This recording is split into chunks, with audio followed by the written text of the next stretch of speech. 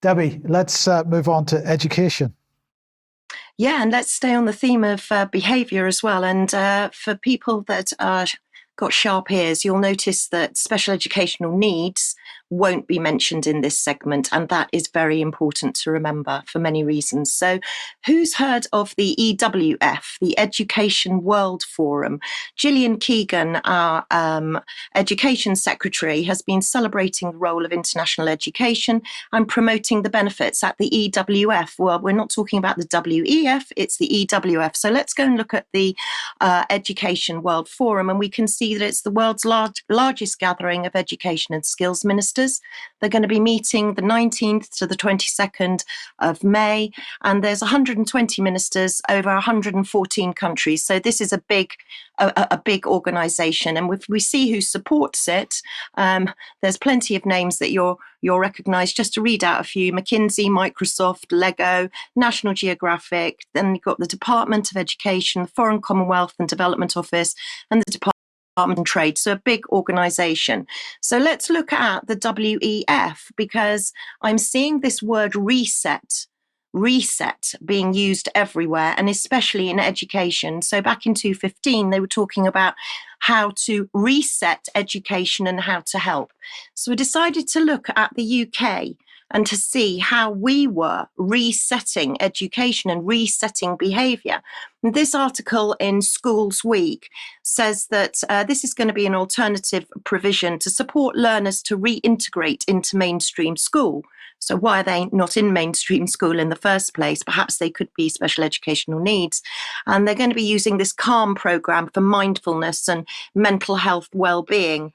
But in 2015, also in Schools Week, you'll see that Nicky Morgan appointed a behavioural guru, if you like.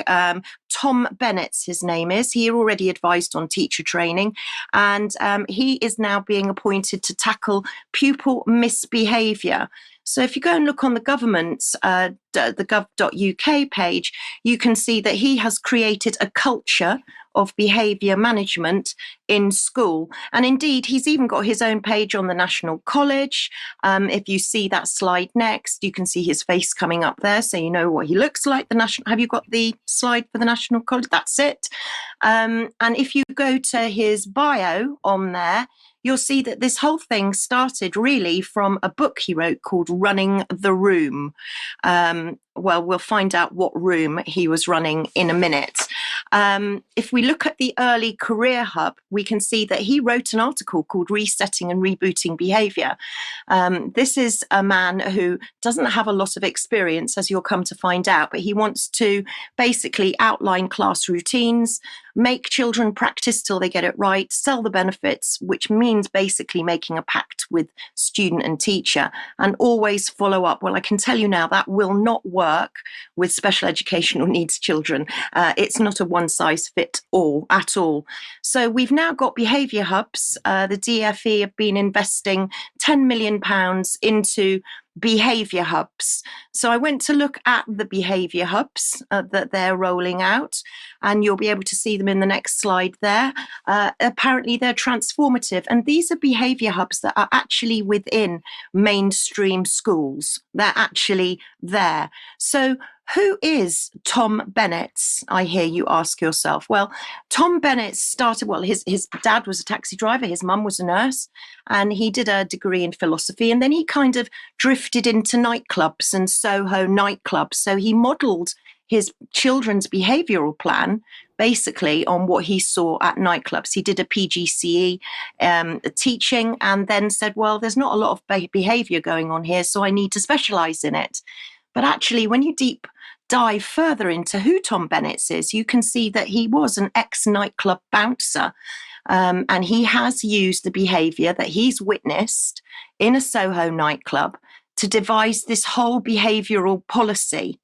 Now, I don't think he was terribly good at it, because he actually got barred from running a nightclub because he couldn't control rowdy nightgoers. This was a bar called the O Bar.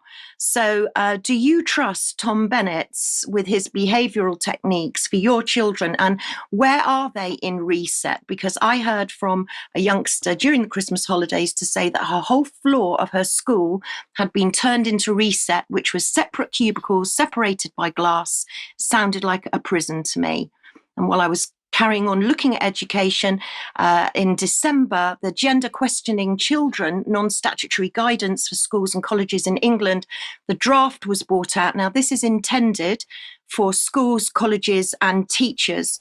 And you'll see the foreword has been written by Gillian Keegan, MP, Secretary of State for Education, and Kemi Badenoch. And you can see some of the things that are happening in the consultation. I haven't gone into it in depth because it's a big document, but you can see single-sex spaces, toilets, changing rooms, showers, all sorts of things are in this consultation. So please go and look at it. Although I think there could be backlash from this because, as the Mail Online are warning, schools that follow government trans guidance are at high risk of successfully being sued. And apparently schools seem to be hiding children's gender switching so that they don't want families informed. So keep an eye on that story. But I think what was most terrifying was the news that dozens, well, a lot of children under 5 have been referred to the NHS Transgender service. Now, I mean, I don't even know where to start on this because these are preschoolers. There were 382 youngsters aged 6 and under, and 70 of those were 3 or 4, and they were being referred on for transgender counselling. They've now actually admitted that maybe this should stay to under 7s, but even that's bad enough. And then also I saw this story about the Welsh government using teenage girls to attract migrant men. These are schoolgirls, 14-year-old girls, to attract migrants into Wales. And I think we've got a short bit video to show you now.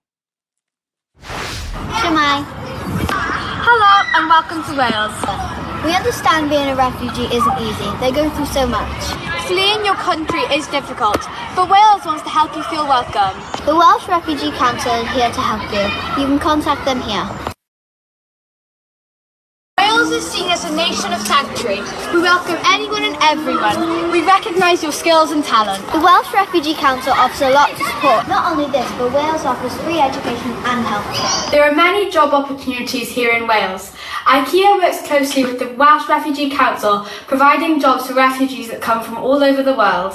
We understand that you have been through a lot, and that is why the Welsh Refugee Council is here to help you. Thank you for listening.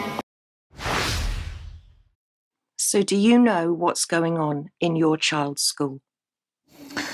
Thank you, Debbie.